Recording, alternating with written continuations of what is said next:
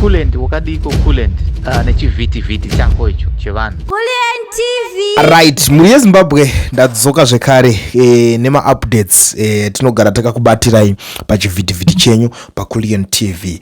Right, nyaya iri panapa iri kunyanya kunetsa mumastreets inyaya yechikwata icho, especially timu yese iri kufamba naPresident Emmerson Mnangagwa.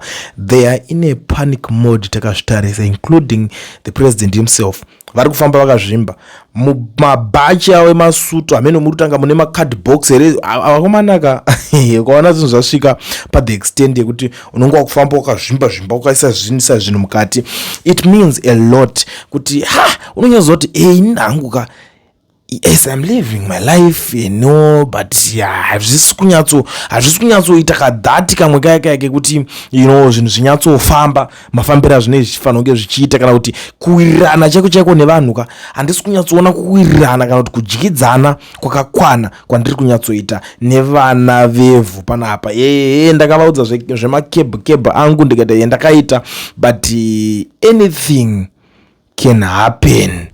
Handiti muri kubata metse yacho iri kuitika panapa. Saka zvinhu izvozvo zvokonzerera kuti vafambe vakapfeka mabhachi, mumabhachi mavo vakapfekera zvinhu zvakawanda ndiwawo mabulletproof nai, ende munongonzwa vamwe vanenge vachitaura zvakasiyana kuti vakomana vakomana he is not the guy who can be intimidated, but iko zvinezvi ndiri kuti come and see for yourself mamirira zvakaita. Handisida kupedza nguva because nyaya dzakawanda panapa. Paita mumwe mukomana wechidiki ari kubuda achitaura zvakasiyana, ari kuda kubuda achibhilivhisa vanhu, ari kutaura kuti zvoni hanzi nyaya dzekunhingikini kumvura uku kune zvinhu zvanga zvakatsamwa. Amene chimbomunzwa handidi kuti ndizoita ndawedzera mashoko, ndichida kungotangira paperere ipapo.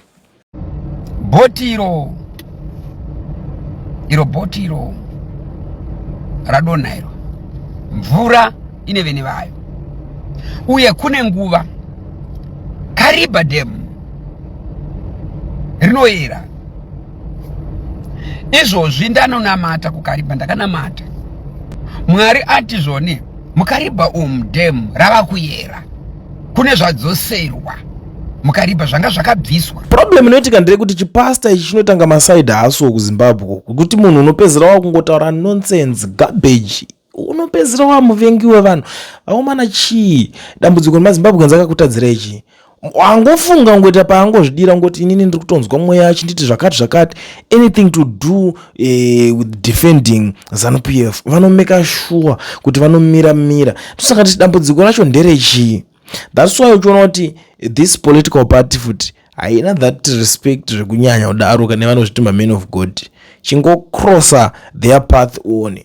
Ndaitaura nezuro nchipa example ndichiti kana uri man of God chaiye akatumwa naMwari chaiye, kana kuti wakakwanisa kuprofita kuti pane zvinhu zvichazoitika pane nyaya yebhotiro rere, waifanirwa wange wakatoenda wakatonoudza maauthority, wakanoudza vanhu vereader vacho kuti right, nyaya iri panapa wakomana teererai kuti chibhoti icho chiri kunzi chasakara ichi ndo zvandiri kunzwa namweya panapa. Saka obviously ukatoudzwa kuti chichadonha chakadai wakutoziva anza kuti saka pari kudiwa rimwe, ende vanhu ngavagara vane malife jackets akakwana kana muchinge musati matenga rimwe musi wacho iwowo, so that zvinokwanisa kubatsira. Wobva kuti nerescue team yacho ngaigare futi iri ready kuitira kuti anything can happen. Mogara mune rescue team yakakwanirana iripo, kana kuti ichitofamba chakato-escortwa nerescue team. All those things zvinhu zvokuti zvingadai zvakanoti munhu anonyatsonzwa Mwari chaiye akanodzitaura, but iko zvinezvi taakutanga kubuditsirwa mamwe mafootage ekuti you never know kuti zvakatanga sei zvimafootage, zvakabva nekupi, kungoudzwa yokwe ndakazodai ndikazotaurwa nini ndikazoudzwa zvakadai. So vakomana ndizoti mbanje kana, but inini what I believe most of the guys vakaita vanoda kuendeswa kumarehab. Rehabilitation I think it will work, because kana uchinge wakuita kunge uri kutoitanga wakatorohwa nemutoriro, because most of them andisana kambosangana nare sober and sad. It's sad. Vanoda kurohwa chematsenga nzungu wapfana. Akona kuti jairira kuZimbabwe akusiko kungonzi unongotanga kutaura nyaya dzichingotipengera ka uchingoda kungotanga uri kungokavhira zvinhu zvechizanu pari kuona kuti pari kubhaizika miswa imani. Right, ndine imwe nyaya iri kundirwadza panapa yakaitika musi weMonday, a 57-year-old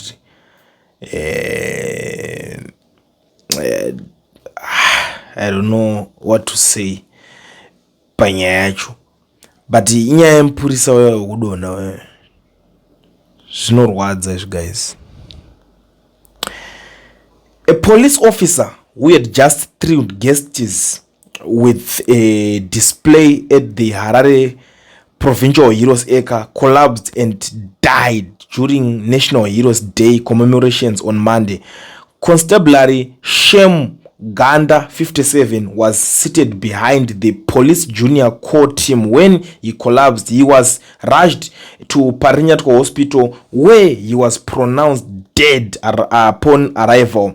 His sudden death has shocked the Chitungiza community and colleagues within the Zimbabwe Republic Police, where he was described as a driving force behind the police junior corps and community policing initiatives. Shortly before his death, Ganda had entertained guests with scintillating drills at the Heroes Acre. National Police spokesperson Ponyat confirmed the incidents. The Zimbabwe Republic Police extends its deepest condolences to the family, friends, and colleagues of the deceased during this difficult time. Investigations into the circumstances surrounding the death are currently in progress. The body was subsequently conveyed to the Parinyatwa Group of Hospital mortuary, where it is awaiting a post-mortem examination. Ganda had built a strong reputation within the Zimbabwe Republic Police and the Junior Corps family, having been part of the team for more than 20 years. The Junior Corps is a ZRP-led initiative that engages youth in community policing, anti-crime prayer sessions, and awareness campaigns against drug and substance abuse. He is survived by his wife and 8 children and is expected to be laid to rest in his rural home in Madziva. Ndo mamirira akaita zvinhu zvacho akomana mapurisa uyo angondorwadza mana uchitopedza ito uri kuita bvongodo. Inini I expect kuti vanhu ava vazoonawo kuti pachanaka zvinhu because kwavabva ndokureka. Saka pavakazoonawo kunozodonhawo munhu manje I'm not saying vakazoona kunozonzi nyika yanaka, you know, this guy is so zvimwe zvinhu mani zvevanozofana kuzoparidzira vamwe vanhu kuzodzidza, you know, this guys vanofana kungoresigna kuti ombogara kuti tobva azonzi afa ari pabasa. Kumana usina satoona Kenan yacho ere man, you know, kune ma police officers are so good zvekuti unotoshaya kuti these guys why vari kuzongoenda zvakangodaro. Vamwe vanoti vakanaka ndo vanoenda zvavo, but munhu wese ane usatani neumwari huri paari at the same time. Ndo zvinhu zvandakaongorora zvinonyanya kuitika. What I'm saying is kuno umwe munhu unanga achitoti uri chimunhu chakashata bhozi nokunongo kaitira umwe munhu tsinye kana kuti wakakata umwe munhu akakula. Kuno umwe munhu anenge achitoti nhingi ndiye akakwanisa kushandiswa naMwari kuti nhingi nemunyaya yangu. Saka uri evil mune story umwe munhu, uri holy or whatever mune issue yeumwe munhu, or you are a blessing to someone's story. But now tine imwe nyaya panapa iri kuitika muri yeZimbabwe ukoko kuri kudzi students evicted to make way for ZANU-PF conference delegates. Vakomana ayo ndabva ndapika ndachaja manje. Pachinoi apa muri kuita sei apa pachinoi University of Technology apa. Chinoi University of Technology reportedly evicted all students from its on campus residence to accommodate delegates from the 23rd ZANU-PF National People's Conference. According to the Amalgamated Rural Teachers Union of Zimbabwe, ATRA's President Obed Masarure, students were removed despite having paid their accommodation fees in full.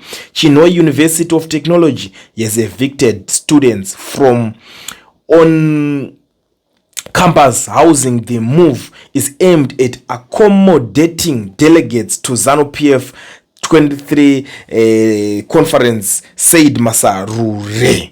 These are students who are fully paid up, and some of them are working on decisions. The priority in Zimbabwe is always ZANU-PF business. The ruling party knows how to manufacture pain for our people. The 23rd ZANU-PF annual conference is scheduled for the 17th October 2026 at Chinhoyi University of Technology in Mashonaland West Province, with between 3,500 to 4,000 delegates expected to attend. Pabaizika big time. Political party yakakwana kutanga pakasikira kurwadzisa vanhu. Unokosiya munhu abhadhara mari wallet imwe yacho achaiwana kupi?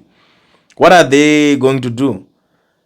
Are they going to refund vapfana mari dzavo dzanenge vakabhadhara? Ombonzi muda ombodzingwa pazimboya pamboitwa zvinhu zvezanu. Musadaro. So ndanzwa kurwadziwa zvisingaite nyaya iyoyi ndichingoitipirwa nomwe munhu zvikanzi shamwari ndo zvinhu zviri kuitika zvamene kuti munokwanisawo here kuti timbotaura nyaya yacho ikokoko, pamwe zvichida mungangonzwikwawo kuti ndo mafambiro azvakuita, kuti saka musangano iwo ndo wega uchange wakakosha zvokuti maakukwanisa kutotora nemayunivhesiti. Wakomana musadaro, wakomana students ndononge vari kutoita zvinhu zvitori boy. Handisi kushora zvangu zvinhu zvamuri kuita, handisi kushora zvangu mapati enyu ane zvinhu zvamuri kuita. No. Handisi kuita izvozvo kana kakomana, handisi kuita zvekushora zvinhu zvenyu, maprojects nemaprograms enyu amuri kuita. We are not doing that.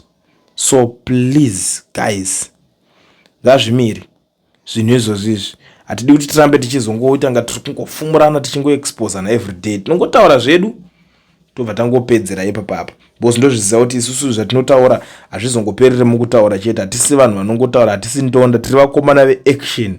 Hatiti mazviona manje. But mhuri yeZimbabwe ndo mamwe maupdates andanga kubatira muzora nhasi, nekuti chendoziva kuti dzakawanda nyaya idzi, asi ndoda kuti ndingotirova mbijana ndobva ndazosiyawo pekuti time tizowana pekutangira tichitaura dzimwe nyaya. Ndaona kuti ndo dziri important kuti tinge tichitaura. Asi ndisandaenda ndibvumidzewo kuti ndishandise mukana uno mhuri yeZimbabwe kuzivisana nemuZimbabwe wese ari munyika yeSouth Africa ine ari kudawo kuregisterwa company obva avhurwa FNB business account asina work permit kana start permit. Ndiri kuti mukana ndiwo batai company inonzi Education Research vanokwanisa kuregistera company wokuvhurira FNB business account usina work permit kana start permit. Saka passport yako iyoyo ndio inokwanisa kushandira kuita zvese zvinenge zvichidiwa ipapo. Fonerai mukoma Owen, taurai navo vanokuitirai. Namba ndo dziri kubuda paflyer ipapapa. Inoziva kuti kana zvimwe zviri easy zvinoita kuti ukwanise kubatsirika fast, kana kuti kana uchida ka discount kangori kungonegotiate kaya. But I'm not saying kuti zvakachipa kana kuti zvinodhura. Vari reliable and affordable. Ndabva nekwakulienda aiwa ndanzwa muchinzi ndimi vanhu vacho vanoita zvinhu izvozvi.